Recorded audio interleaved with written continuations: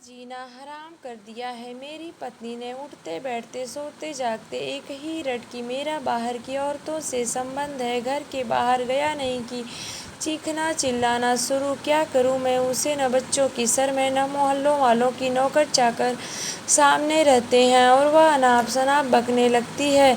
विजय की बातें सुनकर मैं अवाक रह गया। नीरा भाभी भला ऐसा क्यों करने लगी?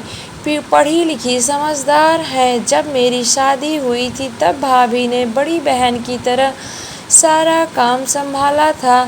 अपनी बहन से लगने वाली भाभी पर उसके पति विजय का आरोप मैं कैसे सह लेता? ऐसा कैसे हो गया? एकाएक झुंझला पड़ा था विजय। पता क्यों नहीं तुम्हारी पत्नी है, कुछ तो ऐसा होगा ही जिसकी वजह से वे ऐसा व्यवहार कर रही हैं, वरना दिमाग खराब है क्या उनका? हाँ, यही लगता है मुझे भी। बुदबुदाया विजय। क्या कह रहे हो तुम? होश में हो ना? जिस औरत ने तुम्हारे साथ 15 साल की खुशहाल गृहस्थी काटी है, तुम्हारे हर सुख दुख में तुम्हारा साथ दिया है, एकाएक उसका व्यवहार क्यों बदल गया है, तुम्हें पता नहीं? और उस पर यह दावा कि उसका दिमाग खराब हो गया है। दिमाग ही तो है जो मुझ पर शक करती है। क्या यह सही दिमाग की निशानी है? तुमने कुछ ऐसा किया है क्या जो भाभी को तुम पर शक करने का मौका मिला? आखिर इस शक की कोई तो वजह होगी। मुझे तो लगता है उसी का किसी के साथ संबंध है। विजय बोला। जो खुद गलत करता है वही सामने वाले पर आरोप लगाता है। चटाक की आवाज़ के साथ मेरा हाथ विजय के गाल पर पड़ा। ऐसा लगा विश्वास और निष्ठा का सुंदर भवन मेरे सामने भरभरा कर गिर गया। धूल मिट्टी उड़कर कुछ मेरे कपड़ों पर पड़ी और कुछ मेरी आँखों में भी। किसी ने मानो मेरी जीभ ही खींच ली। क्या विजय की आँखों की शर्म इतनी मर गई है कि मेरे सामने भाभी को चरित्रहीन कहते उसे लज्जा नहीं आई? मर्द तो सदा ही अपनी मर्दानगी प्रमाणित करता आया है, यहाँ वहाँ मुँह मारकर कम से कम अपनी पत्नी का मान सम्मान तो वह इस तरह न उछालता। क्या समझूं मैं विजय के इस व्यवहार पर? कैसे अपनी सोच का निर्धारण करूं? हद होती है हर बात की। अवाक था विजय। उसने भी कहाँ सोचा होगा कि मैं नीरा भाभी का पक्ष लेकर उसी पर हाथ उठा बैठूंगा। मुझे लगता है तुम ही कहीं भटक गए हो और अपनी किसी करतूत पर पर्दा डाल रहे हो। शायद तुम ही नहीं चाहते कि नीरा भाभी तुम्हारे साथ रहें और इसलिए उन्हें अपमानित कर अपने जीवन से निकालना चाहते हो। कहीं तो कुछ है, वही कुछ तो मैं भी समझना चाह रहा हूँ। तुम्हें कहीं तो कुछ है जिसकी आड़ लेकर वह मेरा अपमान कर रही है। मैं तो कहीं मुँह दिखाने के लायक भी नहीं रहा। अब तो विजय का रोना पीटना चीखना चिल्लाना सब सत्य था, लेकिन भाभी का चरित्र खोटा है, मैं इसे भी मान लूँ। बच्चों पर क्या असर होगा तुम्हारे झगड़े का सोचा है कभी तुमने? वही सब तो तुमसे पूछना चाहता हूँ कि नीरा के इस पागलपन की वजह से मेरे घर का भविष्य क्या होगा? विजय की पीड़ा कहीं कहीं मुझे भेदने लगी। कहीं सचमुच कुछ है तो नहीं? तुम दोनों के आपसी संबंध कैसे हैं? पिछले कुछ महीनों से हम अलग अलग कमरे में सोते हैं।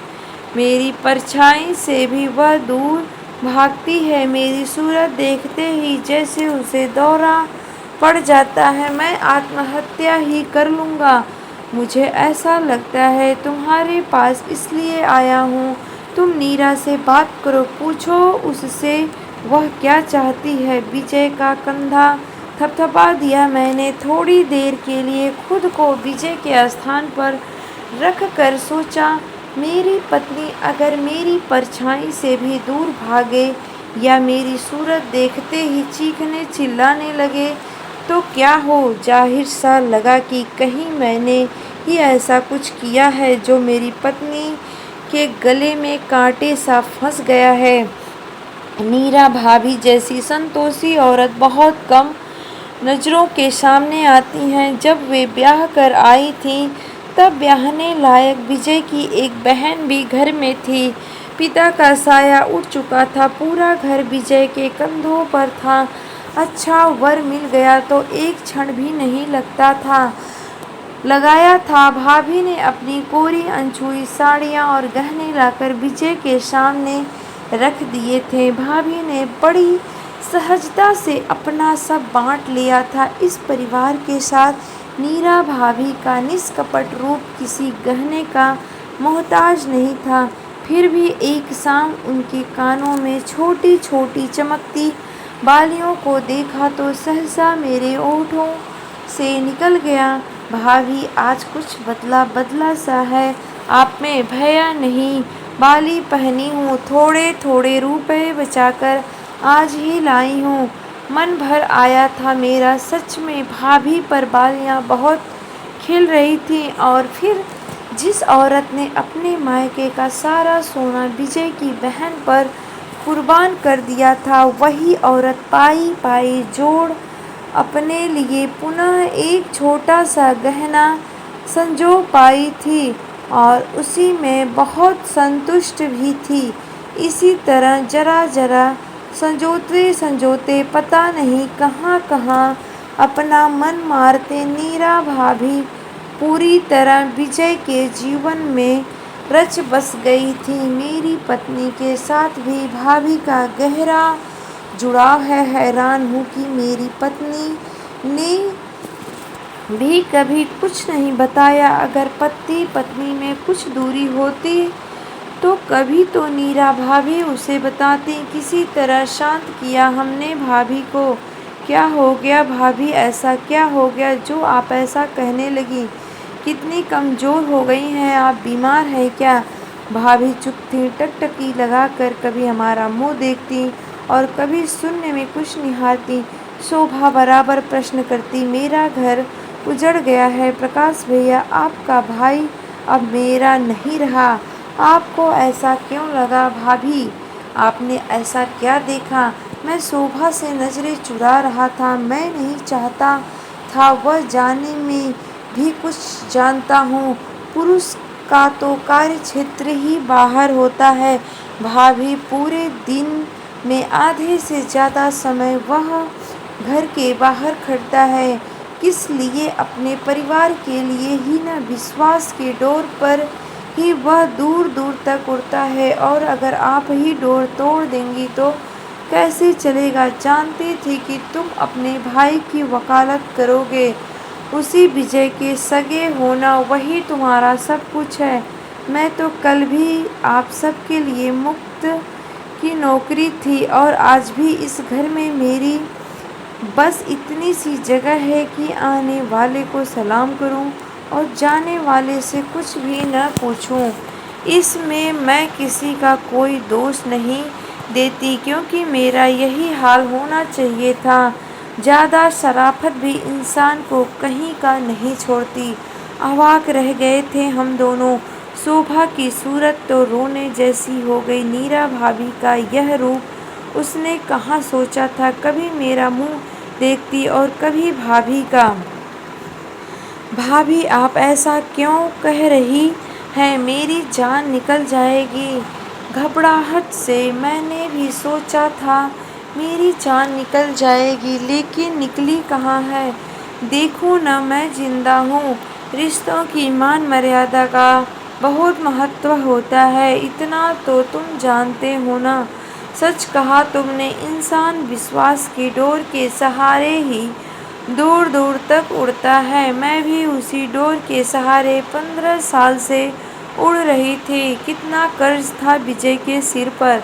सब तुम जानते हो ना, तब कैसे कैसे मेहनत कर मैं पैसे बचाती रही। कुछ पैसे जमा हो जाते तो कर्ज की एक किस्त उतर जाती। मैं पाई पाई जोड़ती रही और तुम्हारा दोस्त पाई पाई बाहर लुटाता रहा।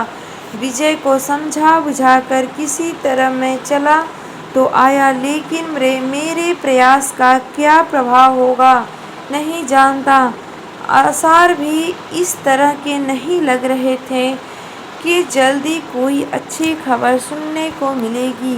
भाभी ने कल बच्चों का और अपना HIV टेस्ट कराया है, अभी रिपोर्ट नहीं आई। पता नहीं क्या होगा, दम घुट रहा है मेरा। शाम को रुआसी सी शोभा ने खबर सुनाई। सकते में आ गया मैं भी। एक इंसान का गलत कदम पूरे परिवार को कैसे मुसीबत में डाल देता है, मैं बड़ी गहराई से महसूस कर रहा था। कल से शोभा के चेहरे की भाव भंगिमा भी विचित्र सी हो गई थी। प्रश्न सा लिए मुझे निहारती है उसे, उसकी बड़ी बड़ी आंखें। भाभी का परिवार सदा से मेरा भी परिवार रहा है, कहीं उसी का दुष्प्रभाव तो नहीं जो शोभा की आंखों में संदेह के बादल में साफ साफ पढ़ रहा हूँ। क्या मैं सीना और अपना टेस्ट करवा लूँ? क्या मुझे भी इसकी ज़रूरत है? हजारों प्रश्न अपने एक ही प्रश्न में समेटे शोभा ने अपने ओठ खोले। कल रात से ही शोभा भी परेशान सी है। चौंक कर मैं उसकी ओर देखा। क्या मतलब बड़ी मेहनत करनी पड़ी मुझे यह सवाल पूछने में। 10 साल पुराना संबंध क्या किसी ऐसे प्रश्न का मोहताज हो गया? विजय का परम मित्र हूँ न, जिसका हर्जाना मुझे भी भरना पड़ेगा। विजय के घर में उठने वाला तूफान मेरे भी घर की दीवारें फाड़कर भीतर चला आया था। शोभा का चेहरा सफ़ेद पड़ गया। मेरा चेहरा देखकर क्या समझ रही है वह? मेरे चुप रहने का मतलब लपक कर समीप चला आया मैं। यह क्या हो रहा है शोभा को? अगर आप भी वैसे ही हैं तो पास मत आइए। शोभा, यह क्या कह रही हो तुम? अगर मेरी आंखों पर कोई पर्दा है तो बता दीजिए। विजय भैया की तरह आधे रास्ते में पागल हो गई हो क्या? रो पड़ा था मैं भी। कसकर छाती से भींच लिया शोभा को। माथे पर प्रगाढ़ चुंबन देते हुए समझाने का प्रयास किया। सीना की कसम, कहीं कोई पर्दा नहीं है। जो तुम्हारी आंखों के सामने है वही तुम्हारी पीठ के पीछे भी है। फूट फट कर रोने लगी शोभा। पास खड़ी सीना भी सहम गई। माँ की इस हालत पर इशारे से बच्ची को पास बुलाया। अपने छोटे से परिवार को बाहों में बांध मैं सोचने लगा, आखिर क्या कमी थी विजय को? क्षणिक सुख की चाह में क्यों उसने परिवार की खुशी और जान सूली पर चढ़ा दी?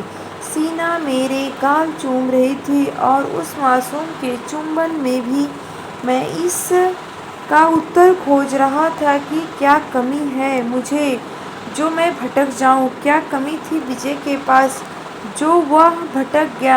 आखिर क्या कमी थी? दोस्तों, ये वीडियो अगर आप लोगों को अच्छी लगे तो वीडियो को लाइक करिएगा और चैनल को सब्सक्राइब करना नहीं भूलिएगा।